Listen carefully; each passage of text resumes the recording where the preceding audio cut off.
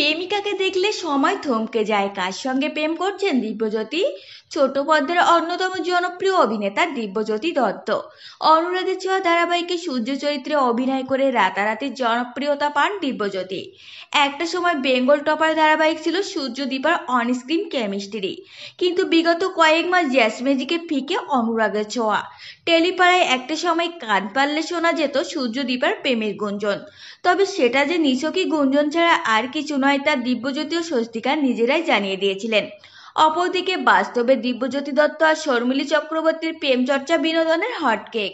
তবে এসব কিছুরই মাঝে অভিনেতা পরিচয় করিয়ে দিলেন তার সত্যিকারের প্রেমিকার সঙ্গে। অনুরাগের ছোঁয়া সিরিয়ালের ডাক্তার সূর্য সেনগুপ্ত অন্যতম হাট্রবা। এই মেগার আদর্শ স্বামী না হলেও দিব্যর মহিলা অনুগামী সংখ্যা নেহাত কম নয়। একাধিক সহ অভিনেত্রীর সঙ্গে তার সম্পর্কের চর্চাও শোনা গিয়েছিল।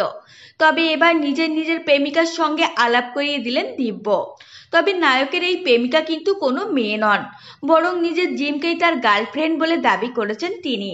দিব্য জিম থেকে একটি মিরর সেলফি পোস্ট করে ক্যাপশনে লেখেন, যখন প্রেমিকা জিমের সাথে দেখা হয় সময় থমকে যায়, সেটাই প্রকৃত ভালোবাসা। ফিটনেস নিয়ে যথেষ্ট সচেতন দিব্যজ্যোতি, প্রায় নিজের শরীরচর্চার ছবি পোস্ট করে থাকেন সোশ্যাল মিডিয়াতে।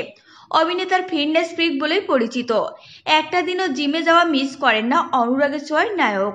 কখনো ভোরে আবার কখনো শুটিং ছেড়ে রাতে জিম কোনোভাবেই মিস করেন না দিব্যজ্যোতি দত্ত। দিন কয়েক আগে অভিনেত্রী শর্মিলীর সঙ্গে তার সম্পর্কের গুঞ্জনের খবর অস্বীকার করেছেন দিব্যজ্যোতি। সেই সময় তিনি জানিয়েছিলেন যে তিনি কোনো মেয়ের সঙ্গে ছবি পোস্ট করলে এসব ভুলভাল চর্চা শুরু হয়। একসময় দিব্যজ্যোতির সঙ্গে সৌমিত্রিষার প্রেম চর্চাও ছিল তুঙ্গে। দুজনেই একই সময় একই ধরনের ছবি পোস্ট করায় এই চর্চা শুরু হয়। তবে সেই চর্চাও যে ভুল তা দিব্যজ্যোতি নিজেই জানান। এই মুহূর্তে দিব্য তার ব্যক্তিগত জীবন নিয়ে খুব একটা আলোচনা হোক চান না। আপাতত নিজের কাজ নিয়ে ব্যস্ত থাকেন অভিনেতা। তো ফ্রেন্ডস, এই ছিল আজকের ভিডিও। আপনাদের যদি এই তথ্যগুলো ভালো লেগে থাকে অবশ্যই ভিডিওটিকে একটি লাইক করবেন আর চ্যানেলটিকে সাবস্ক্রাইব করে সঙ্গে থাকবেন।